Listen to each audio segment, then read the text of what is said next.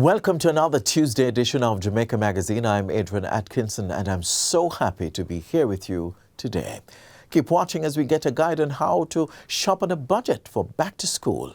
We have lots more in store just for you, so please stay tuned.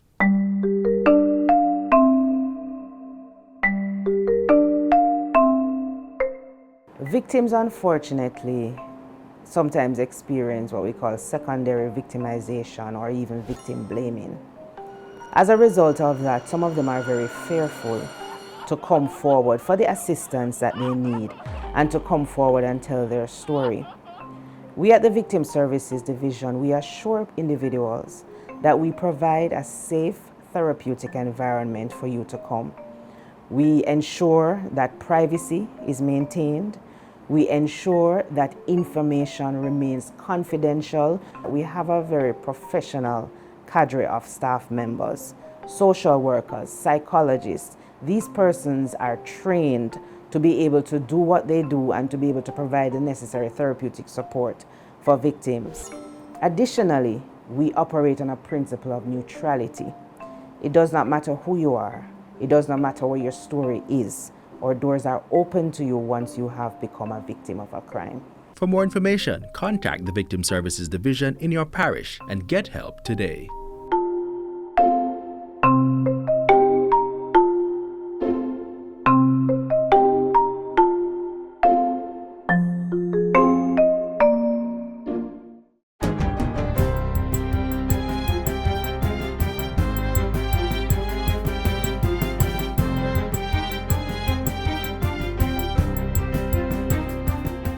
Good day, I'm Theodore Henry, and this is your GIS News for Tuesday, August 15, 2023.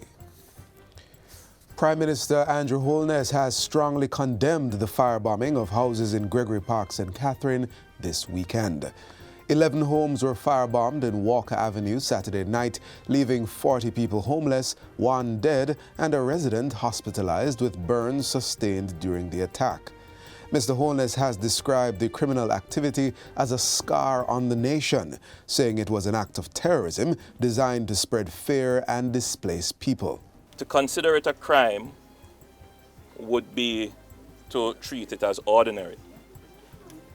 What this is an act of terror. And the people who have committed it are terrorists. Yes, yes. And they should be treated as such. Yes. They should be dealt with the limit of the law. Commissioner of Police Major General Anthony Anderson says the police are pursuing the persons who committed the criminal activity. We understand that in among the people were not just men who came over, but also women who are willing to come over and burn out other women and children. But that's indicative of the sort of threat that we have been facing as a police force, and we will continue to do so. We're up to the task. We will go and find these people. We have identified a number of them, and we'll be following up on that. Major General Anderson says the security forces will address the matter in the most forceful fashion to recover the space and ensure that the rule of law obtains everywhere. Meanwhile, Prime Minister Holness has pledged ongoing support for the families, especially the children who have been affected by the ordeal. He says there will be social intervention to support the mental health of the residents. That will be mobilized, particularly because a number of the residents here, in fact a large number of the residents, are children and they have to go back to school. And this is inexplicable. For a young child to experience this trauma, you can never tell how they will grow up and internalize it. And what we don't want is for them to internalize this and have a vengeful heart. So we have to have the social intervention very quickly. According to the Prime Minister, the government will provide back-to-school supplies for the families who have been displaced. I also give the commitment that the 11 houses, structures that were destroyed, that they will be repaired. If the objectives of the terrorists is to displace the people here so that they could possibly import who they want in the area, they will not have that comfort. They will not have that victory. We will rebuild the structure so that the people who are here can be regularized and have a good life and living condition. We will never allow them to win. The Prime Minister has also disclosed that the affected area was already being considered under the new social housing program and says government is looking to upgrade some of the housing and put in proper facilities. Minister of National Security Dr. Horace Chang has asked Haitian refugees on the island to exercise patience as various professionals carry out their duties to assist them. Dr. Chang's comments come after a visit to see the Haitians in Robbins Bay, St. Mary yesterday. He was accompanied by Foreign Affairs Minister Senator Kamina Johnson-Smith and other officials. Dr. Chang stresses that the administration has been taking the necessary steps to ensure that their welfare, safety, and linguistic needs are being met, in addition to their right to request asylum. The group of 37 Haitians who arrived on the island 5 weeks ago pleaded guilty to the offense of illegal entry in the Portland Parish Court on July 18. The court is part of our law, and that was settled. Right? Now we'll move to the next phase of trying to respond to the request for asylum. We'd like to inform you and remind the wider public that Jamaica has always been committed to the rights of our people, and while we do our best to look after you, if anything is going wrong, we have a listening ear. The Foreign Affairs Minister also assured the Haitians that the government is working with other partners to bring stability back to Haiti. The government of Jamaica does not support any political party in Haiti, but we support the people of Haiti. We support a process to bring democracy, safety, and stability back to Haiti. Persons seeking treatment at the Cornwall Regional Hospital now have a more comfortable accident and emergency waiting area. The area was repurposed to accommodate COVID-19 patients during the height of the pandemic, and the hospital temporarily shifted the waiting area to a tent outdoors. Minister of Health and Wellness Dr. Christopher Tufton toured the hospital on Friday and welcomed the return of the waiting area, which is creating a more pleasant setting for patients and staff. Happy to report that the COVID numbers have declined substantially, and we have then relocated the patients back in the main area that was constructed for A&E, for waiting. It's a much more comfortable environment. I mean, it's air conditioned, the staff is a lot more comfortable, it has nice seating areas, it has bathroom facilities, and so on. So while people still have to wait, as is the case in all A&E, they can wait in a more comfortable setting. So it's something that I think we're happy for. Meanwhile, the minister says redevelopment of the hospital is progressing to its home stretch, with Cabinet's approval of the final phase. This entails the build-out of ward spaces, operating theaters, a new A&E department, and more. He also reveals that construction on the Western Children and Adolescent Hospital is now at its 8th floor. The frame is built out. They are now putting in steel works for the accommodation area. So things are going. Maybe a few months behind, but it's going well. There's a lot of progress that is being made, and that's a very positive thing. When this is completed, it will boast 250 beds, operating theaters, waiting area, accommodation. It will be a very modern facility with all new equipment. So again, good things are happening in St. James as it relates to the public health and the infrastructure here. And finally, pediatric patients at the Maypen Hospital now have access to a fun and inviting space to read and relax as they seek treatment and recuperate. The area dubbed the Jasmine Corner is located on the pediatric ward. It was outfitted by 10-year-old Canadian-Jamaican actress and singer Jasmine Headley at a cost of $6,000 Canadian dollars. The area was opened recently, with each child on the ward receiving a gift package. It is equipped with a computer, reading books, and toys. It is a good day for us here because we've gotten a wonderful contribution from the Jasmine Foundation. The youngster who heads the Jasmine Foundation tells JIS News that she began her philanthropic journey 3 years ago during COVID-19 after receiving several birthday and other gifts that she neither used nor needed and decided to give them away. Her parents also influenced her decision to donate. My parents are always telling me their stories because they grew up here and they moved to Jamaica at a young age. They're always telling me how they wish they had someone like me who would donate all this stuff to them and how they didn't have a lot of stuff. So I figured, even if they're not still little kids, I can help the people who are little kids right now. So I decided to donate to this hospital. And that's it for JIS News Today. I'm Theodore Henry. Thanks for watching.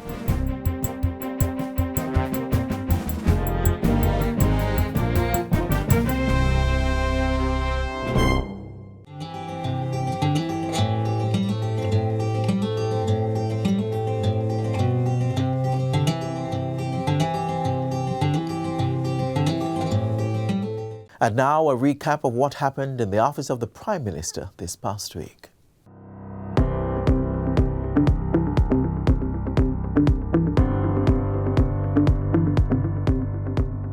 Celebrating post-independence growth, implementing strategies for sustainable agriculture production, and charting the path to home ownership. You're watching Jamaica House Weekly. I'm Marjorie Gordon.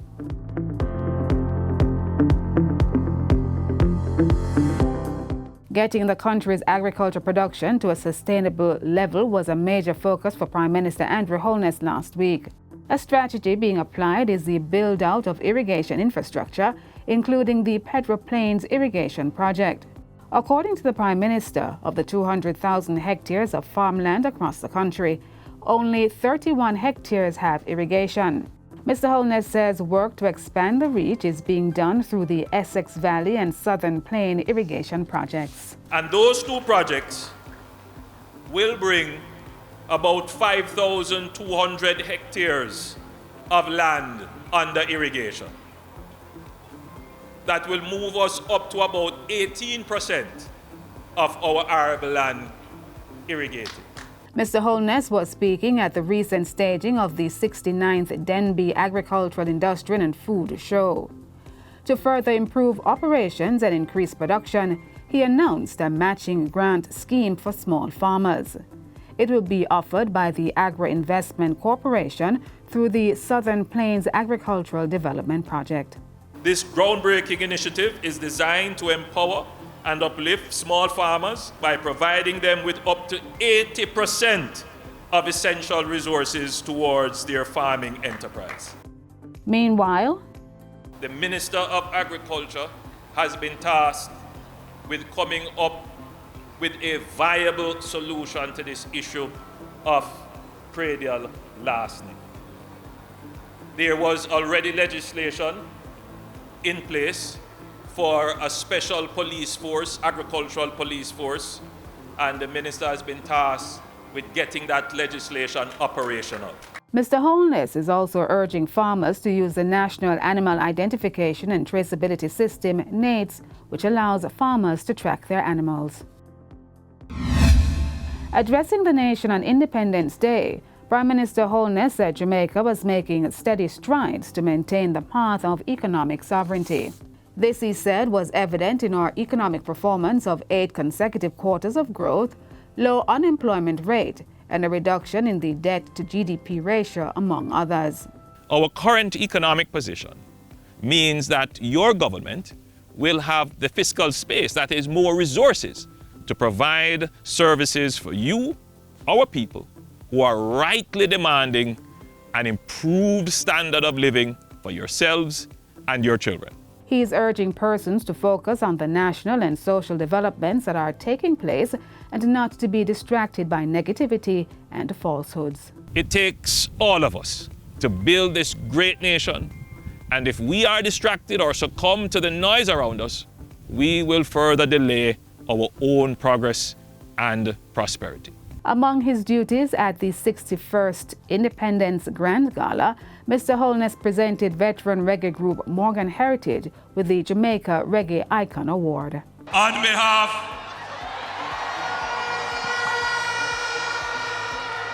of a grateful nation, we want to say thanks to Morgan Heritage for keeping the Jamaica flag high with good music, uplifting music, inspirational music, culture music, conscious music.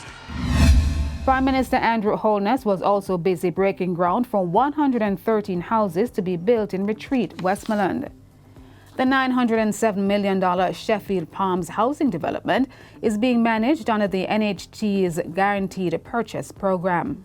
These houses are targeted for persons working in the tourism sector, civil servants, law enforcement, teachers, and so forth. So once you are within that income bracket, you should be able to easily afford one of these units. And bilateral relations were reaffirmed between Jamaica and Japan to explore further opportunities in trade and investment, climate change, and technology.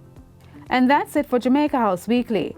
Be sure to join us next time for more of the news stories coming out of the office of the Prime Minister.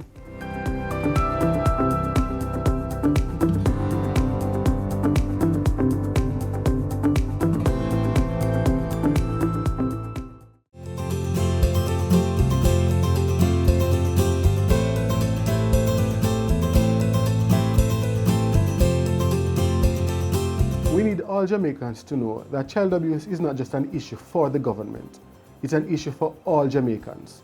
So we need everybody to help us to protect our children. If you know of a child who is being victimized, a child who is abused or neglected, just make that report so we can get that child the help they need. Calling or reporting is easy. All you have to do is remember to call 211. If you are an adult, if you're a child, if you are in church, in your community group, wherever you are, once you are aware there's a child who is in need of care and protection, just be the one and call 211.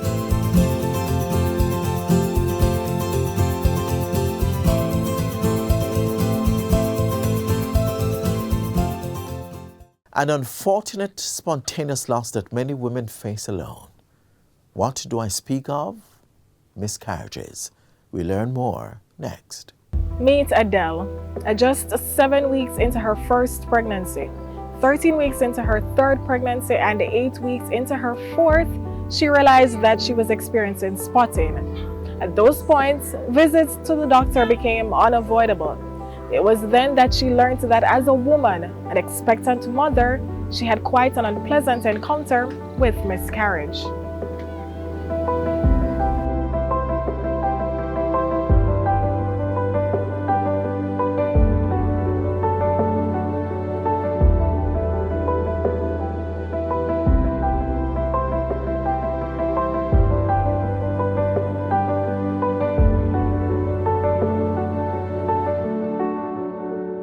So a miscarriage refers to a pregnancy loss, early pregnancy loss likely occurring prior to 20 weeks gestation.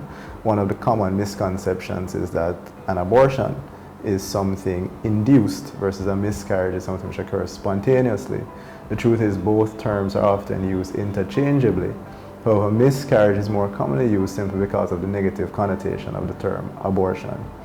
So most of the terminologies now that you hear individuals use is in reference to what we call early pregnancy losses, right? And those usually encompass a whole range of disorders which ultimately result in what is commonly referred to as miscarriage. So I've had 3 miscarriages. After the first, I wouldn't say that I knew back then that those were really signs of miscarriage. I actually, in ignorance, thought that these were just coincidental things happening to my body. It wasn't until the second miscarriage where I experienced the exact symptoms that I realized that my body had given me a warning sign from about a week or 2 before, and that was spotting. That was the first thing that would have happened to me, where throughout my pregnancy, very early on, I noticed that I was spotting, and it wasn't just a regular color period looking like red. It was bright, and then it got to the point where if it wasn't bright, it was almost kind of brown or burgundy. Fast forward to about a week or 2 after the spotting would have started, I remember I was getting ready to go to church. I remember it like it was yesterday. And then out of nowhere, I felt as if someone took a baseball bat, or in Jamaican country, we maybe know more of a cricket bat, and hit me in my lower back with it. And I remember I was bent over in pain for It felt like maybe 20 minutes, but I really don't think it passed 2 minutes or thereabout. But that's just how immense the pain felt. And I remember I bent over, doubled over in pain. I may be pushing, actual birth was the only thing worse than that for me without pain meds. And then a few minutes later, I got the urge to rush to the bathroom, much like what had happened 6 years prior with the first miscarriage. And I went to the bathroom, and before I could even prepare myself to sit, there came the flow. The most consistent signs and symptoms of miscarriages are initially PV bleeding or spotting, meaning spotting from the vagina, or either heavy bleeding passing out clots, fleshy materials. Up to 80% of women who are going to experience a miscarriage is going to have some form of bleeding per vagina. Second is abdominal pain. This pain is usually often cramping, varying in intensity and localized to the lower abdomen. And those two are usually the most consistent signs and symptoms of a miscarriage. You could see aspects of the sac and everything that was there because it just all came out. Like tissue, things that looked like tissue or whatever. And I showed it to him before we flushed. My initial reaction when I found out what was happening was to hide in embarrassment and shame in my bathroom from the one person who would want to share in this moment with me, which to me was an indication that I thought that I somehow disappointed my husband. There is a small part of your mind that says, could I have done anything differently? Did I do anything to cause this? Did I do too much walking? Did I work too hard at work? Was I too stressed? You ask yourself those questions. There are a variety of causes. What I would say is that most first trimester miscarriages, when they do occur, they often occur without any obvious risk factors. And around 80 to 90% of the times they occur because there was some abnormality during the formation or the early processes which are involved in the formation of the fetus. There are known notable risk factors for miscarriages. Age greater than 35 being one, patients who have chronic disorders or chronic medical illnesses such as diabetes, which is uncontrolled, thyroid disease, which is uncontrolled, certain autoimmune disorder, which often causes some damage to the vessels in the body and therefore causes clots to be formed. Those clots primarily affect the vessels which form or contribute to the formation of the placenta and therefore contribute to early pregnancy losses. Very rarely miscarriages can also be caused by abnormalities in the structure or the shape of the uterus. This abnormality in the structure of the uterus can make implantation of a fertilized egg very difficult and then contribute to miscarriages. Of course, there is no going back, but what is done next can be significantly helpful for women who are eager to have an encounter with their childbearing wishes. Then I would have spoken to my doctor and then she would have advised what to do next. And by the third, I was an expert.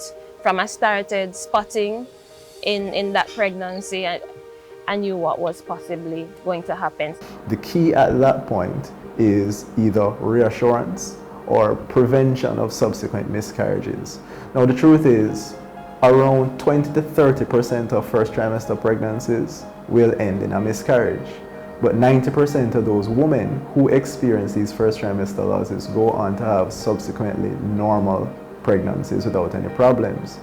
The issues arise in those patients who have recurrent miscarriages. So the risk tends to increase as the number of miscarriages that you have increases. So for those women, it's a matter of one, confirming the diagnosis, which is usually done through blood investigations, but also instituting some management, and that is usually in the form of either aspirin or certain blood thinners like heparin. So the truth is, a miscarriage can happen to just about any woman, but there are some preventative steps that you can take to reduce the likelihood. One of the things which we advise, particularly in the first trimester, is treatment of any febrile illnesses. So these could include anything like viral illnesses, bacterial illnesses, and of course it may sound very basic and simple, but avoidance of things like hot tubs or saunas or jacuzzis.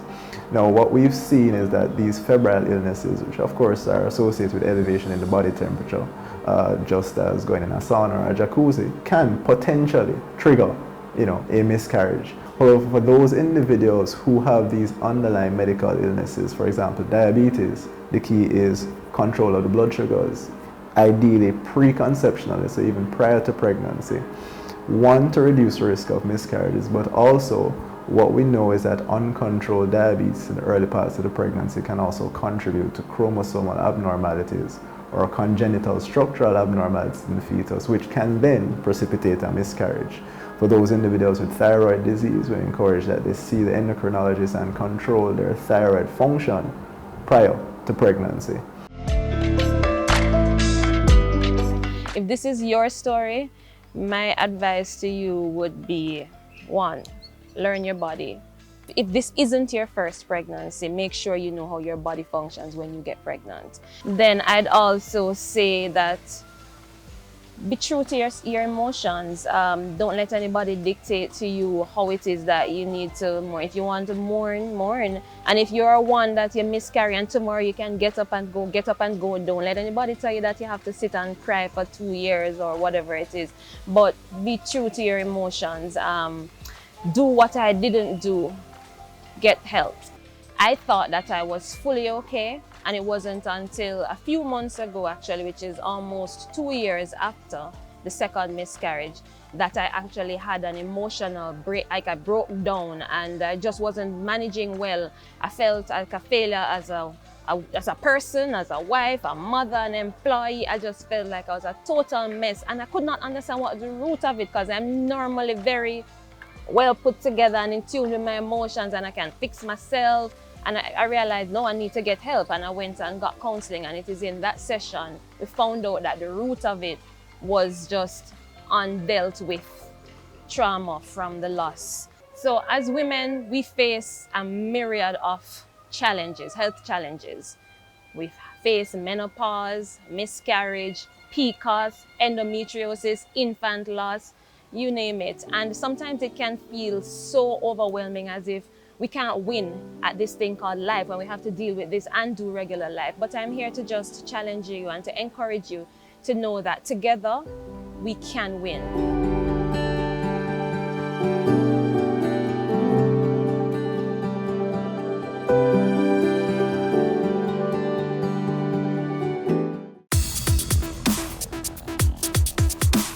We all play a pivotal role in proactively filling up the blood bank by donating blood, by encouraging those who can donate to do so regularly, and by offering support, whatever that looks like. So be it to retweet it, be it to ask a family member, tell a friend, a co-worker, a colleague, even a stranger. 1 liter of blood can save 3 lives. You can give half of that at any of the Ministry of Health and Wellness's blood collection sites. There is no time to wait in a time of crisis where blood is needed. Every passing moment, the life of someone who needs blood hangs in the balance. I stand here before you as a testimony of the life-saving effects of donating blood. Someone gave, that's why I am alive today. If you are 17 to 60 years old and in good health, please give so others can live.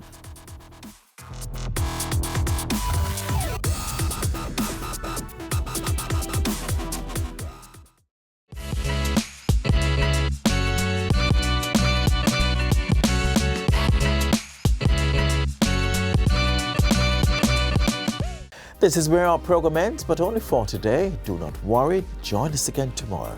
Same time, same place for another insightful lineup. You may visit our website, gis.gov.jm, to catch up on this episode and so much more. I'm Adrian Atkinson, thanking you so much for watching. This has been a production of the Jamaica Information Service, the voice of Jamaica.